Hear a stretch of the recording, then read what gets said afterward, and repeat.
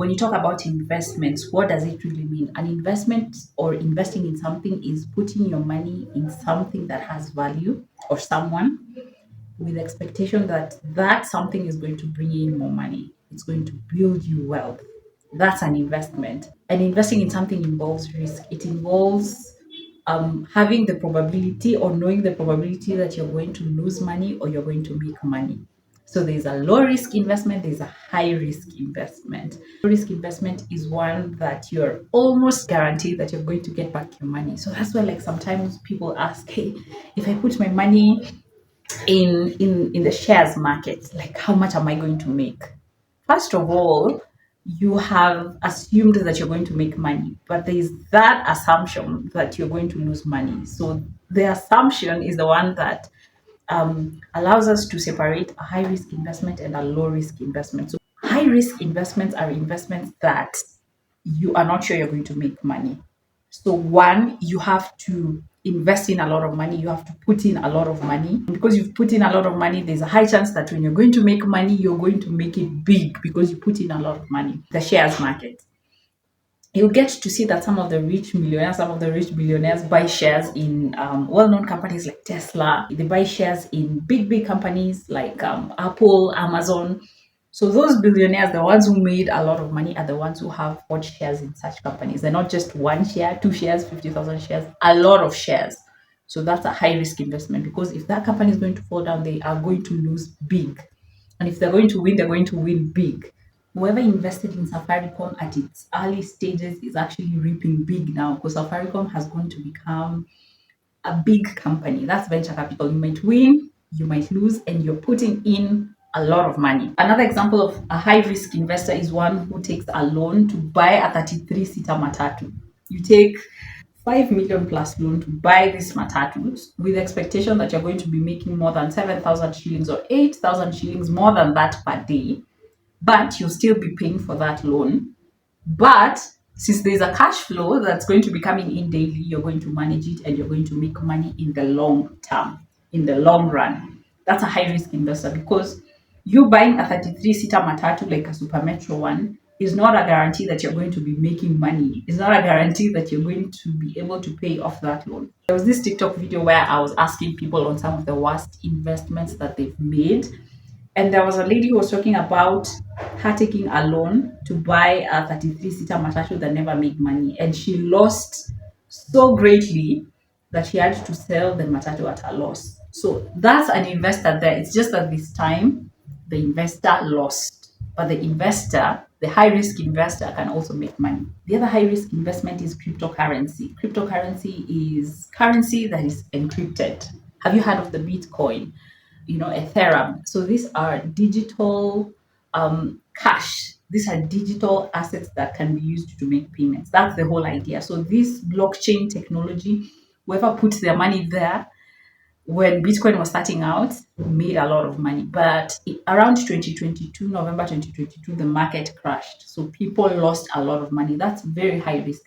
A friend of mine was actually telling me that he actually took a loan to do the Bitcoin thing, to invest in the Bitcoin. And in November 2022, when the market was crashing, he lost because what he did is that he bought the crypto at a very high price. And by the time he was selling it, because he was just tired, he sold it at a low price. So he lost. But people have made a lot of money from that. That's very high risk because of the market fluctuations. You don't know what's going to happen next. There's little stability in that market. That's high risk. The other high risk investment is a business, according to my view. If you are taking a loan, let's say a 200K loan, to start a pig business so that you can do pork farming or dairy farming or chicken farming, poultry, that's a high risk investment.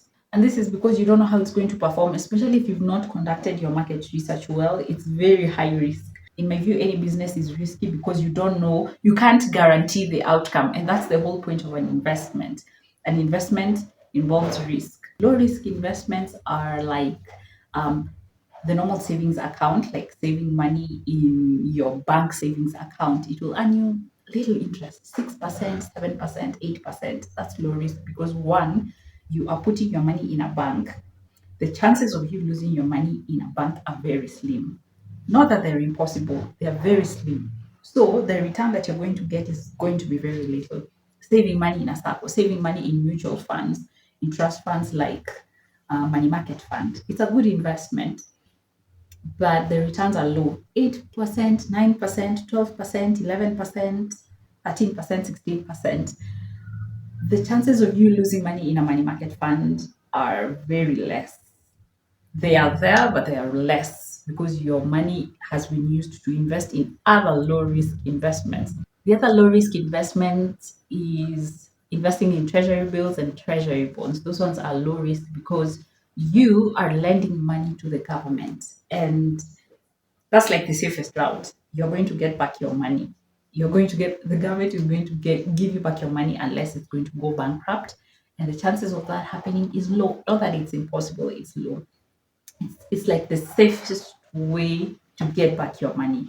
Now, the other one is pension schemes and insurance. Of course, an insurance is meant to protect you, but then there's that aspect of it growing your money, but in just a small chunk of it. Because, for example, let's take an endowment policy. An endowment policy involves you saving money for a certain period of time, and you are guaranteed that if you die, the sum assured, the amount of money that you've signed up for is going to be given to the beneficiary in case you die. But in 10 years' time, if you don't die, you had saved up around, let's say, 800K, but then now you get 1 million. It's very low risk, very low return, but it's still growing new money, so it's an investment. The other one is a pension scheme. A pension scheme is where like you are saving money for retirement and it's growing. Again, the return is very little, but the risk is little as well. There's also investing in land and investing in property. That one is it's really difficult to categorize because if you're to buy land right now, it might take 10 years for it to appreciate and for you to get a good return if you're going to sell that land. And it's also for property. Like if you're to build a house that you're going to be renting or apartments that you're going to be renting, it's going to take you 10 years, 5 years for you to get back the money that you used to invest. So I don't know how to really categorize that, but that's also an investment. It's just that it doesn't bring in the cash flow as fast as you want it to be. Now, let's compare a high risk and a low risk investment. There was this video that I did on TikTok where I was talking about investing 100,000 shillings worth of bond in the Kenyan market. So, if you were to invest 100,000 shillings, in a bond here in Kenya that earns you 16.14% interest rate, you'd actually be making around 7,700 shillings per year. Per year, 100,000 shillings, you'll be making 7,700 shillings per year for the next 9 years. So every year you make 7,700, 7,700, 7,700 until year 9 when you get back your money. And when you read some of the comments, people are like, okay, this is a useless bond. Why? Because imagine how much you can be making with 100,000 shillings if you were to start a business, a second-hand thrift store business where you're actually selling mutumba and you don't even really need that 100K. 50K is enough to start that mutumba business and you can be making even 5,000 shillings per day. Those were some of the arguments of that video. And this brings in the question of risk, the way I told you. You starting that mutumba business doesn't necessarily guarantee that you're going to be making that 5,000 shillings. You venturing into business is not a guarantee that that business is going to work. There's that risk involved that, hey, it might work, it might not work. You see what I mean?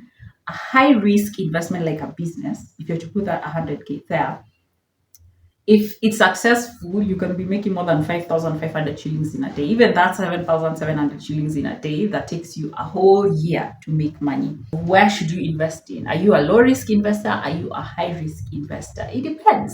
If you are the sort of person who's going to ask, where can I put my money so that it's safe, so that it's stable, so that I don't lose my money, you're a low risk investor and expect a low return from that. Don't expect to be a billionaire from such an investment. But if you're somebody who's like, I want to make a lot of money, if I lose here, I'll gain here.